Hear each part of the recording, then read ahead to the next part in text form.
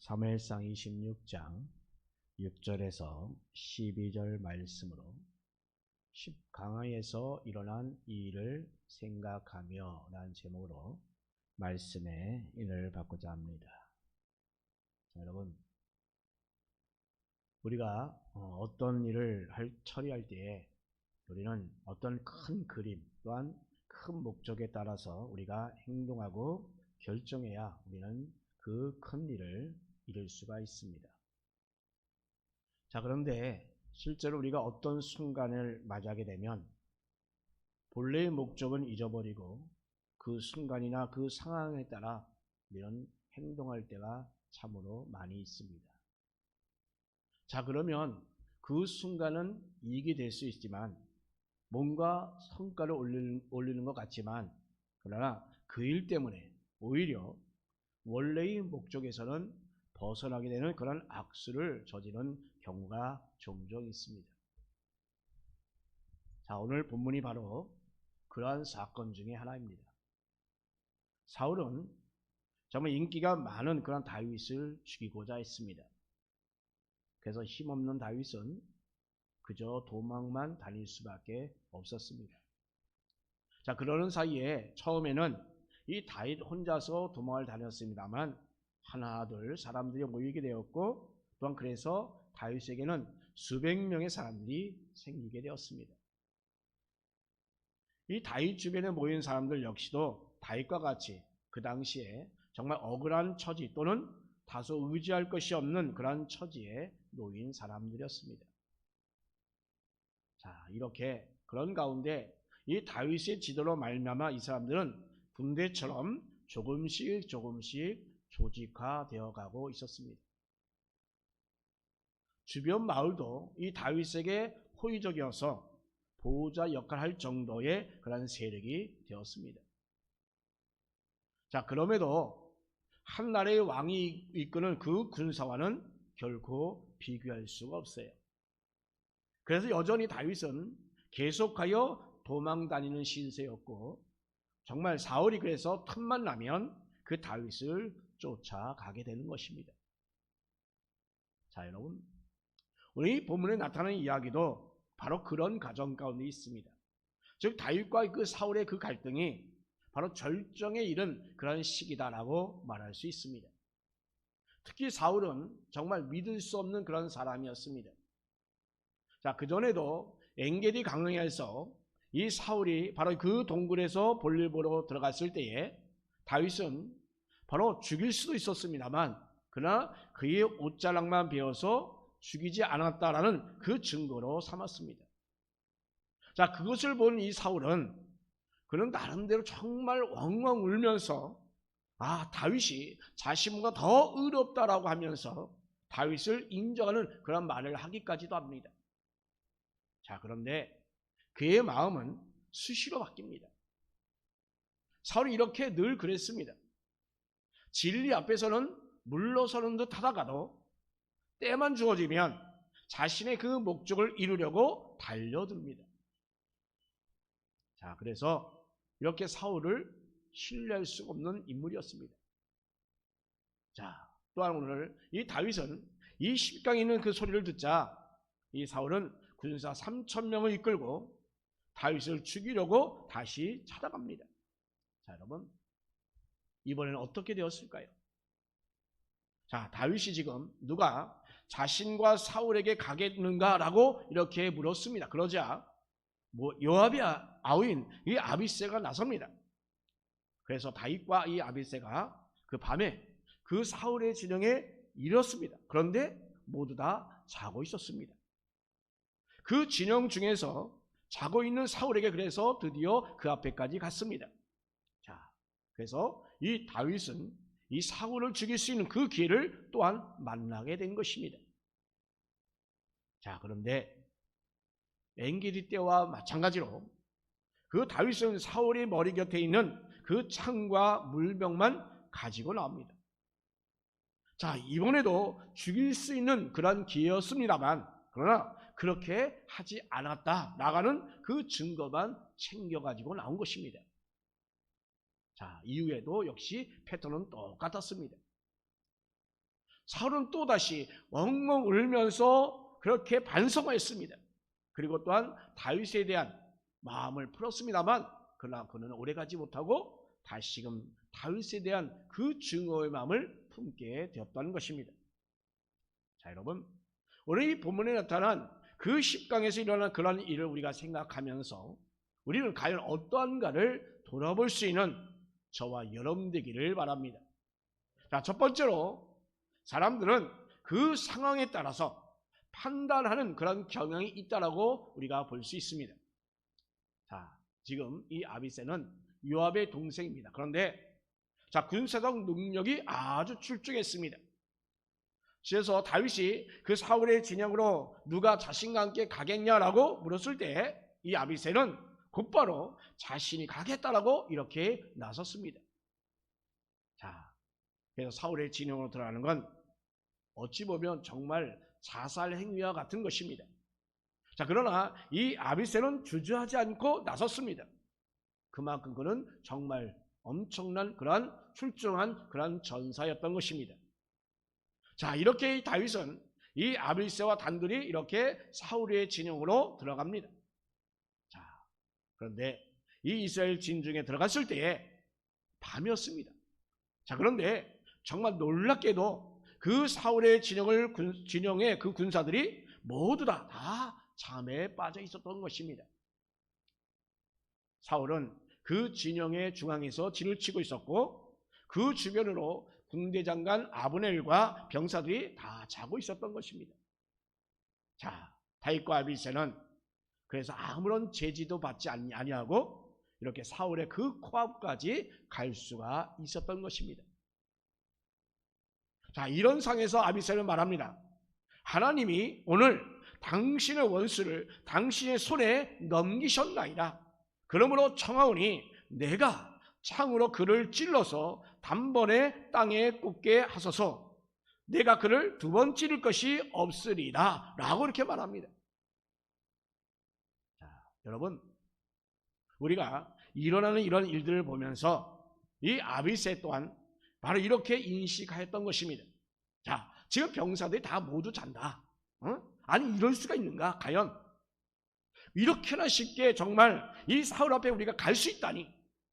만약 이렇게 되었다고 한다면 이건 분명히 우리 하나님께서 내주 다윗에게 그 길을 열어주신 것이야 라고 아마 이렇게 인식하였던 것입니다. 사실 여러분, 군령은 아주 엄중합니다. 왕이 전쟁에 나오면요 어떻게 됩니까? 왕은 설사 자더라도 이 왕을 지키는 시대는 결코 자서는 안 됩니다. 자, 오늘 본문 아래에 보면 이 다윗이 사울의 군대장관 아브넬을 책망하는 장면이 나옵니다. 뭐라고 합니까? 내가 이스라엘 가운데서 용맹한 장수인데 어찌하여 내 왕을 보호하지 않았느냐라고 이렇게 말합니다. 자, 이렇듯 이 아브넬은 사울 왕을 지켜야만 했던 것입니다. 설령 군대 장관이니까 설사 잘다 할지라도 나름대로 정예 군사를 그 왕의 초병으로 정말 단단히 세워놔야 합니다. 아마 그런데 그렇게 했을 것입니다. 한 나라의 왕이 움직이는데 그렇게 허술하지 않게 하지 않겠습니까? 분명히 나름대로 최고의 훈련된 병사들이 그 왕 주변에서 보초를 아마 했을 것입니다. 자, 그런데 그들이 너무나 피곤했던지 모두 다 잠에 빠졌습니다. 한 사람도 깨어있는 사람이 없었습니다. 자, 이것을 하나님께서 바로 그들로 하여금 잠에 취하도록 하셨다라고 아마도 볼 수 있었을 것입니다. 자, 그러니까 당연히 이 아비새가 이것은 하나님께 주신 그 기회다라고 하는 그 상황을 인식하는 것, 어쩌면 너무나도 당연하다라고 볼 수 있습니다. 더구나 지금 다윗에 충성하는 이 아비새로서는 정말 이보다 더 좋은 기회를 아마 줄 수 있을까라는 그런 생각을 가질 수 있을 것입니다. 그의 말대로 이제 다윗이 이제 명령만 하면 두 번 찌를 일도 아닙니다. 너무나 쉽게 한 번만 그냥 푹 찔러도 사울의 목숨을 빼앗을 수 있는 것입니다. 바로 이 아비새의 그런 상황 인식이 결코 틀렸다 보기 어려운 그런 상황이었던 것입니다.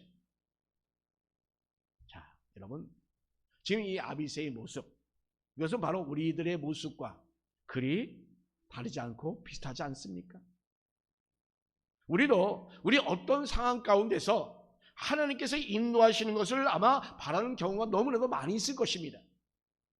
그리고 그 상황이 나에게 좋은 방향을 움직이게 되면 하나님께서 내게 길을 열어주시는구나 라고 하면서 나름대로 아마 판단하게 될 것입니다. 바로 그러한 상황을 통하여 하나님 당신의 그 길을 열어주시고 보여주시는구나 라고 우리는 그렇게 생각하게 될 것입니다. 자, 여러분, 우리가 사도행전 16장 말씀 보면 바울이 아시아에서 전도하는 그 문이 계속하여 닫히게 됩니다.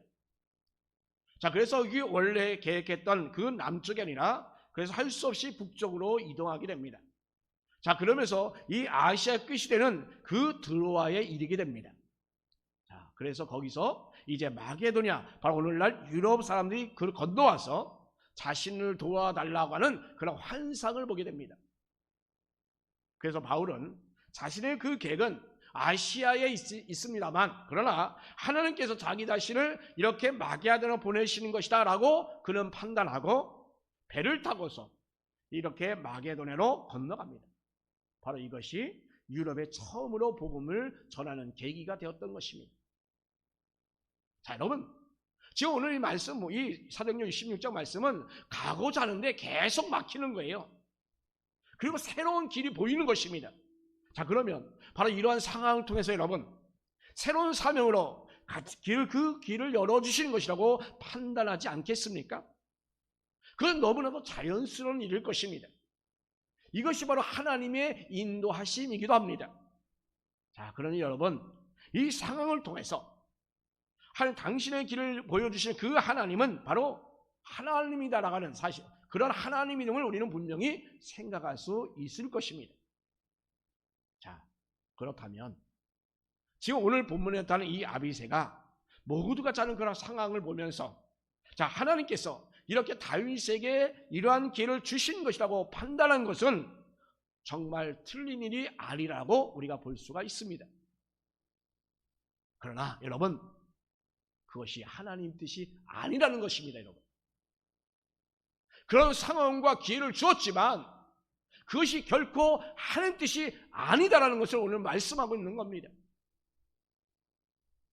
그런 상황을 놓고 인식하는 것인데, 아니 그런데 왜 이 바울의 상황과 지금 이 아비새의 그 다윗과의 상황과는 왜 다를까요?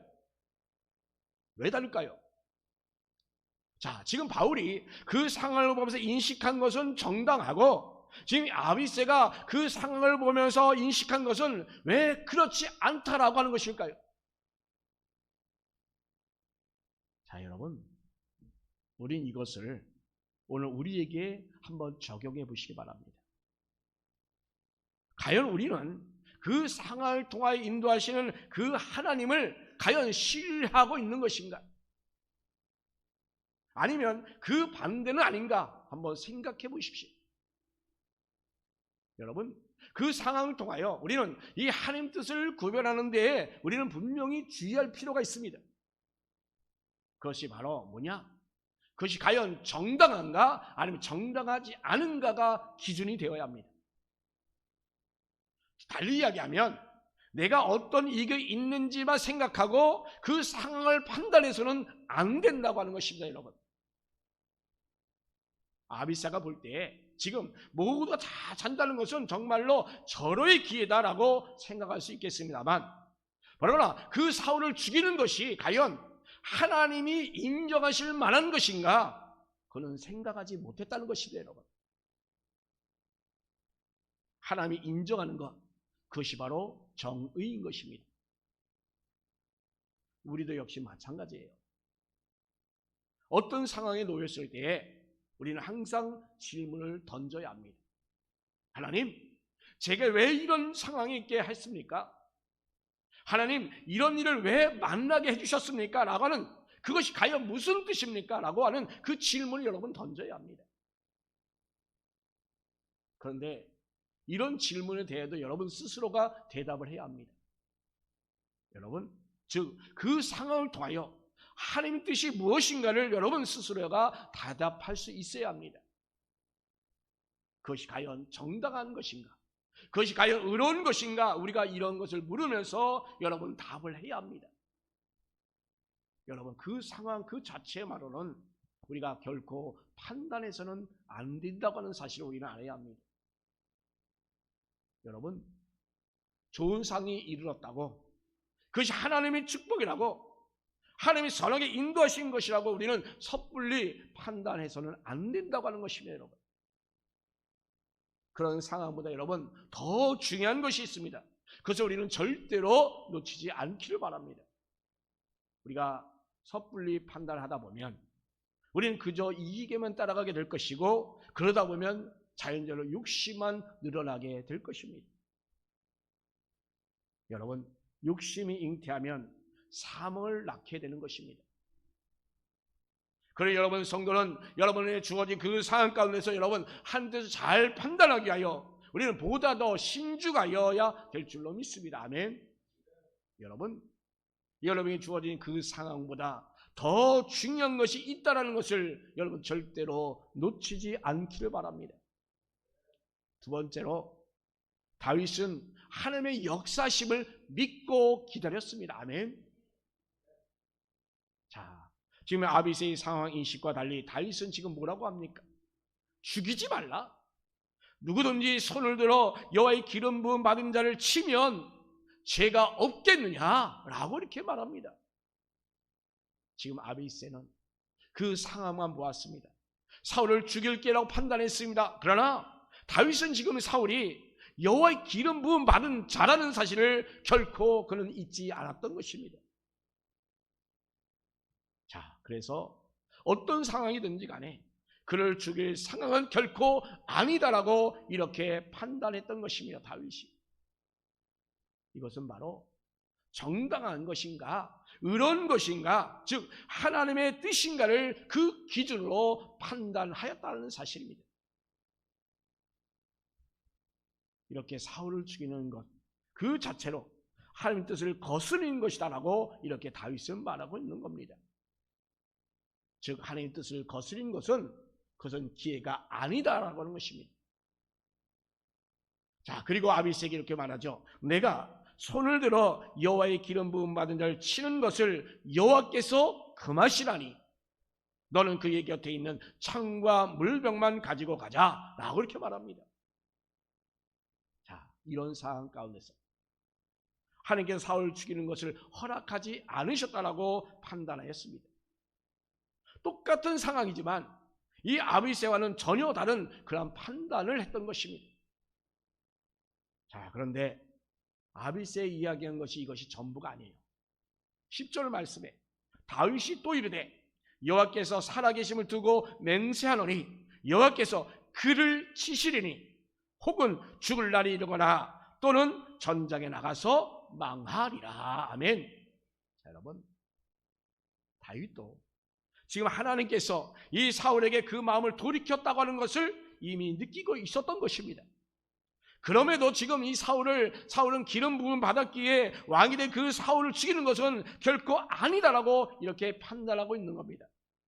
그 반면에 여호와 하나님께서 세운 그 사울은 여호와 하나님께서 치시는 것이지 자기 자신이 치는 것은 결코 아니다라고 하는 것을 말하고 있습니다. 즉 하나님께서 그것은 하실 일이다라고 이렇게 말하고 있는 것입니다. 자, 그 후에 보면 이 블레셋과 싸울 때 사울은 블레셋의 그 군의 그 화살을 맞아서 중상을 입게 됩니다. 그리고 사울이 병기든 시종에게 자신의 칼을 뽑아서 자신을 죽여달라고 이렇게 청합니다. 자, 그렇게 해서 그런 연유로 해서 결과적으로 사울은 죽게 됩니다. 자, 이렇게 다윗의 말대로 하나님께서 이렇게 치신 것입니다. 하나님, 당신이 기름 부어 세워진 그 자를 하나님 당신이 이렇게 말끔하게 정리하신 것입니다. 사랑하는 여러분, 우리는 우리에게 주어진 그 상황만 내게 유리하다고 상황이 덥석 이렇게 우리가 잡지 않기를 바랍니다. 이걸 놓치면 안 될 거라는 그 조바심에 그 하나님 뜻은 생각하지 아니하고 그냥 일단 치워버리는 그런 오류를 범하지 않기를 바랍니다. 그 조바심, 그건 바로 욕심의 이유 때문 아니겠습니까? 여러분, 하나님 뜻 가운데 서 있다면 역사는 하나님께서 하십니다. 아멘. 무언가 일어난다 할지라도 하나님께서 역사하시면 그보다 훨씬 더 큰 것을 우리 하나님께서 우리에게 주실 줄로 믿습니다. 아멘. 여러분 상황 가운데서 지금 정말 힘들고 어렵고 손해보고 핍박당하고 손가락질 당하지만 그럼에도 불구하고 여러분 하나님께서 하실 것을 믿고 의지하고 기다리면 하나님께서 역사하심을 믿으시기 바랍니다. 아멘. 그러니 여러분 조바심 갖지 않기 바랍니다. 하나님 역사하심에 대한 그 믿음이 여러분 가운데 있기를 주님의 이름으로 축원합니다. 아멘.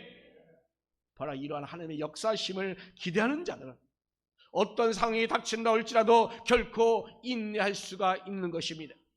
지금 힘들고 어렵다 할지라도 여러분에게 또한 좋은 어떤 기회가 있는 좋은 상황이 닥친다 할지라도 여러분 욕심으로 그러한 상황을 맞지 않기를 바랍니다. 여러분 정의로운 뜻이 과연 무엇인가를 여러분 생각하면서 오직 그 위에 설 수 있는 저와 여러분 되기를 주님의 이름으로 축원합니다.